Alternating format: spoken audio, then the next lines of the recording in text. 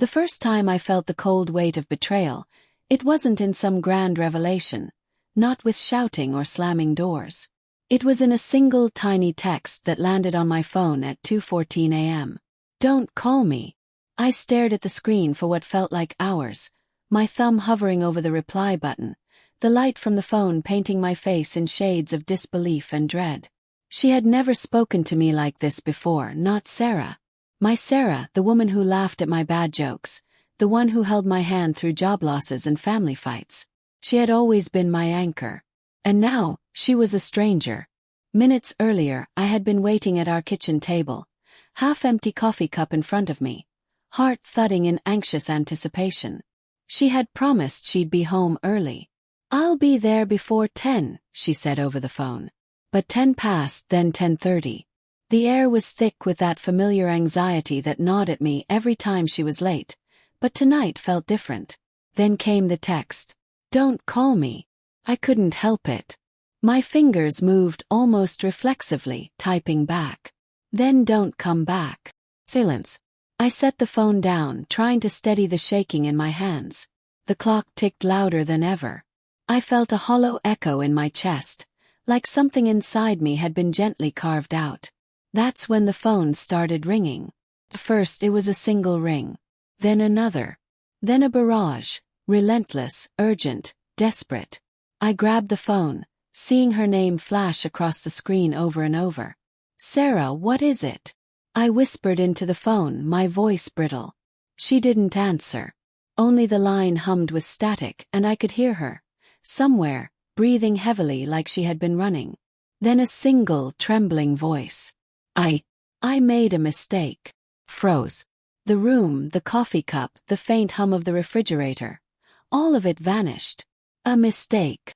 asked, my voice breaking. "Yes, But before she could finish, the line went dead. I sat there, holding the phone, trying to make sense of what she had just said. My mind raced through every conversation, every smile, every time she had hugged me a little tighter than usual, every time she had been late at work or meeting a friend. Could it really be possible? I decided I needed answers. I drove through the night to the hotel she had told me she was working late at. The city streets were empty, the neon signs flickering weakly in the early morning fog. My heart pounded with every stoplight, every turn. When I reached the hotel, I caught sight of her through the glass doors. She was standing in the lobby with a man, another man, laughing, touching his arm, her hand lingering on his shoulder in a way that made my stomach turn. I stopped dead in my tracks. Every rational part of me screamed to turn around, to drive home, to forget this, but my feet carried me forward, almost of their own volition. She didn't see me at first. And when she did, her face drained of color, a mask of shock and guilt crossing her features. "David," she started. "Don't," I said, my voice shaking more with disbelief than anger. "Just don't." Her hand reached out, but I stepped back. "You are how long?" Sarah swallowed hard. It wasn't like this. It was. "Don't," I repeated louder. "I don't want to hear it. I just want to know why." She looked like she might cry. I wanted to hate her. I wanted to scream and throw things. But all I could feel was this hollow ache, this emptiness that expanded with every breath. "I didn't mean for it to happen," she whispered finally. "But it did," I said. "It happened. And you lied to me for months."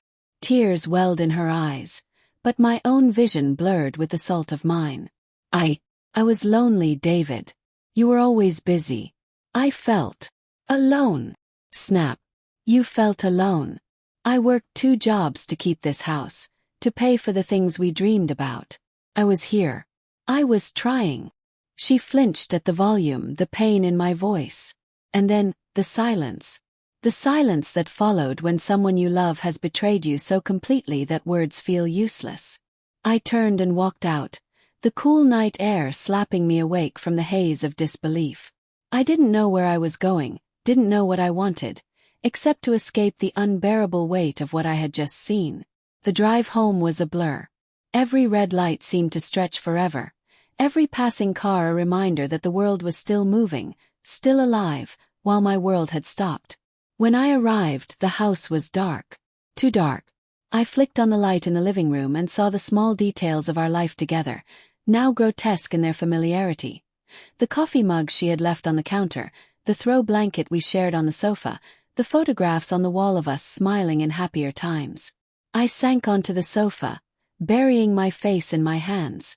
How could the woman I loved, the woman I had trusted completely, do this to me? Months of laughter, of whispered promises, of shared dreams. All replaced by this raw, searing reality. My phone rang again. It was her. I let it ring. And ring. And ring. Finally, I answered. "I can explain," she said immediately. Her voice was trembling. "I didn't want it to happen. I never wanted to hurt you." "You did," I interrupted. "You already did." "No. I don't even know who you are anymore." There was a long pause. I could hear her breathing, the kind of deep, guilty breathing of someone who knows they've broken something irreparably. "Please, David," she whispered. "I love you. I made a terrible mistake, but I love you. Can fix this. I can. Fix it." I laughed, hollow and bitter. "Do you know what it feels like to see the woman you trusted in someone else's arms? To realize that everything you believed in was just lies?" Her silence was deafening. "I can't do this," I said finally, my voice flat, numb. "I can't go back. I can't look at you the same way again. Maybe someday I'll forgive you. But not tonight. Not ever if I can't trust you again." Hung up. The phone buzzed again almost immediately, but I ignored it. Sat there, staring at the floorboards, feeling a strange mixture of anger, heartbreak, and profound sadness. Our life together had been a delicate tapestry, and she had ripped it apart with her own hands. I stayed on the sofa until dawn, watching the sky lighten through the curtains.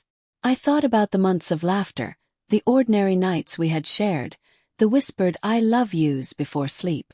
And I thought about betrayal, the kind that isn't just about cheating, but about breaking the trust that forms the very foundation of a shared life.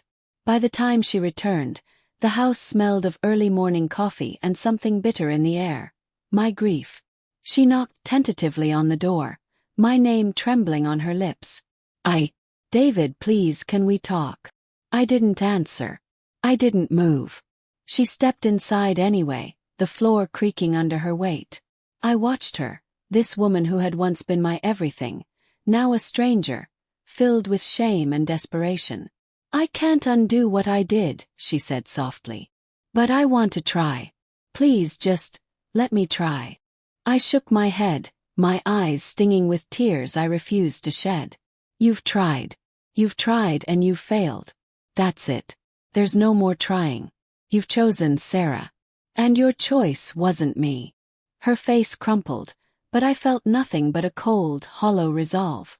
I had loved her with everything in me, and that love had been met with betrayal. I would grieve, yes. I would cry, yes.